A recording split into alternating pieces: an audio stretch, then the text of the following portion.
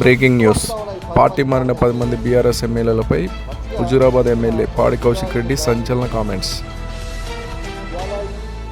10 మంది ఎమ్మెల్యేలకి నేను చూపిస్తా ఉన్నా.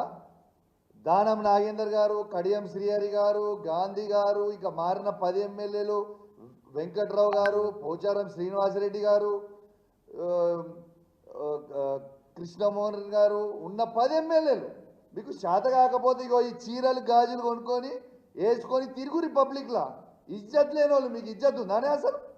మీకు ఇజ్జత్ లేని వాళ్ళు కాబట్టే ఇగో మీ ఇద్దరికి మీరు మొగోలు కాదు కాబట్టే ఇగో చీరలు గాజులు పంపుతా ఉన్నా. ఈ 2 కూడా మీరు వేసుకొని తిరగాలని నేను విజ్ఞప్తి చేస్తూ ఉన్నాను. ఇలా ఎందుకు ఇంత వాళ్ళ ఆరుగురు ఎమ్మెల్యేలు బీజేపీ పార్టీకి ఓటేసినప్పుడు విదిన్ 48 అవర్స్లో వాళ్ళని డిస్క్వాలిఫై చేసిరు కాంగ్రెస్ పార్టీ. అక్కడ డిస్క్వాలిఫై చేసి లేటెస్ట్గా నిర్ణయం ఏం తీసుకున్నారు, ఇవాళ వాళ్ళకి డిస్క్వాలిఫై అయిన ఎమ్మెల్యేస్కి పెన్షన్ కూడా ఇవ్వద్దని ఒక డిసిషన్ తీసుకున్నారు. మరి అక్కడ కాంగ్రెస్ పార్టీయే, ఇక్కడ కూడా కాంగ్రెస్ పార్టీయే కదా, మరి డబుల్ స్టాండర్డ్స్ ఎందుకు మెయింటైన్ చేస్తూ ఉన్నారని చెప్పి నేను అడుగుతా ఉన్నాను. హిమాచల్ ప్రదేశ్లో ఏమో డిస్క్వాలిఫై చేస్తారు, కర్ణాటకలో ఏమో కాపాడుకుంటారు, తెలంగాణలో ఇన్సెంటివ్స్ ఇచ్చి జాయిన్ చేసుకుంటారు. ఇది వీళ్ళ పరిస్థితి. ఇవాళ మొత్తము భారతదేశం మొత్తం కూడా ఇవాళ రాహుల్ గాంధీ గారిని చూస్తూ ఉన్నది. ఇది ఇక్కడ ఉన్న సీఎం గారికి క్యారెక్టర్ లేదని మొత్తం ఎట్లా తెలిసిపోయింది, క్యారెక్టర్లెస్ ఫెలో అని. కానీ ఇవాళ రాహుల్ గాంధీ గారు మీ క్యారెక్టర్ మీద ఇంపాక్ట్ అయ్యే విధంగా ఇలా ఉంటుంది. ఇలా భారతదేశం మొత్తం కూడా ఇలా మీ వైపు చూస్తూ ఉన్నారు, రేపు మీరు ఏం చేయబోతారు అని. ఇలా రాహుల్ గాంధీ గారు రాజ్యాంగం బుక్ పట్టుకొని తిరుగుతూ ఉన్నారు ఎక్కడ పోయినా. ఇలా దాంతోపాటు వాళ్ళ డిఫెండింగ్ ద కాన్స్టిట్యూషన్ అని వాళ్ళ మేనిఫెస్టో పెట్టిర్రు. ఇవాళ సెంట్రల్ గవర్నమెంట్ మేనిఫెస్టో ఇది పెట్టినప్పుడు కాంగ్రెస్ పార్టీ మొన్న పేజ్ నెంబర్ 22లో క్లియర్గా 13th పారాలో ఏం రాసిరో వాళ్ళది ఒక్కసారి చదివి వినిపిస్తాం. We promise to amend the 10th schedule of the constitution and make defection, leaving the original party on which the MLA or MP was elected, and automatic disqualification of the membership in the assembly or parliament అనేది తీసుకొస్తామని రాహుల్ గాంధీ గారు స్వయంగా తన నోటితోనే చెప్పింది కూడా మరొకసారి గుర్తు చేస్తూ ఉన్నాను. ఇవాళ ఈ డిసిషన్ని తెలంగాణలో ఒక్కటే కాదు చూసేది, ఈ డిసిషన్ని మొత్తం భారతదేశం చూస్తూ ఉన్నారు రాహుల్ గాంధీ గారు. ఇవాళ మీరు ఒక డబుల్ స్టాండర్డ్స్గా మీరు మాట్లాడితే, మీ పార్టీగా మాట్లాడితే, you are supposed to be a national party. అంటే మీ నేషనల్ పాలసీ అనేది భారతదేశంలో ఏ రాష్ట్రంలో మీరు అధికారంలో ఉన్నా ఒకటే ఉండాలా.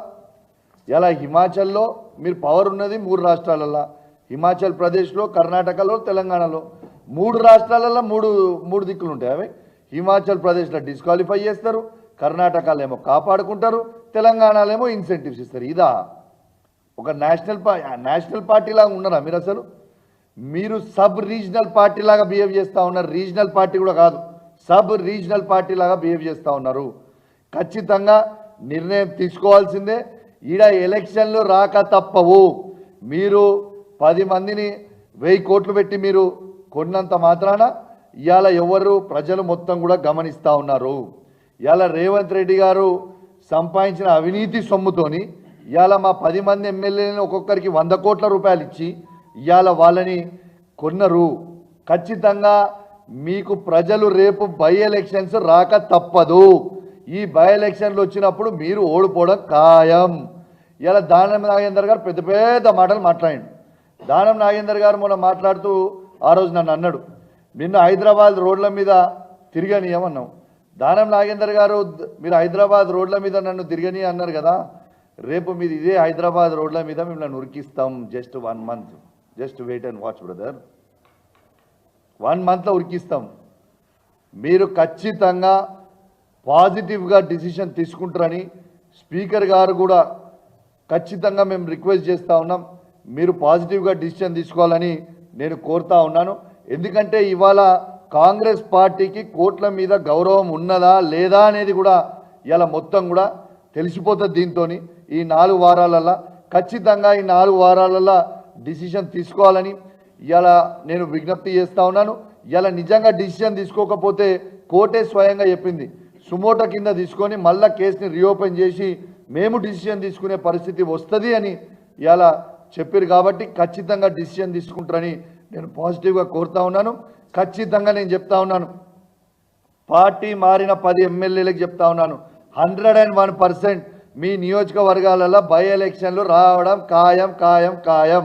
మన ఈ 10 నియోజకవర్గాలలో ఖచ్చితంగా మన బీఆర్ఎస్ పార్టీ కూడా కార్యకర్తలు క్యాడర్ అందరూ కూడా మంచిగా అలర్ట్గా ఉండాలి, రెడీగా ఉండాలి. ఖచ్చితంగా ఎలక్షన్లు వస్తాయి. ఖచ్చితంగా మళ్ళా మనము బీఆర్ఎస్ పార్టీ జెండా ఎగిరేబోతా ఉన్నాము. ఆ 10 నియోజకవర్గాలను కూడా మన క్యాడర్కి మొత్తం కూడా తెలియజేస్తూ, మరియు దాంతోపాటు ఇది బీఆర్ఎస్ పార్టీ విజయం. కేసీఆర్ గారి నాయకత్వంలో, కేసీఆర్ గారి ఆదేశాల మేరకు మేము, వివేక్ గారు, యావత్ బీఆర్ఎస్ పార్టీ మొత్తం నిర్ణయం కూడా తీసుకుని ఇలా కోర్టుల పిటిషన్ వేసినందుకు ఇలా అద్భుతమైన పాజిటివ్ రిజల్ట్ వచ్చినందుకు కూడా కోర్టుకు ధన్యవాదాలు తెలియజేస్తూ ఇదొక బీఆర్ఎస్ పార్టీ విజయం అని కూడా ఈ సందర్భంగా తెలియజేస్తూ సెలవు తీసుకుంటాను. జై తెలంగాణ, జై కేసీఆర్.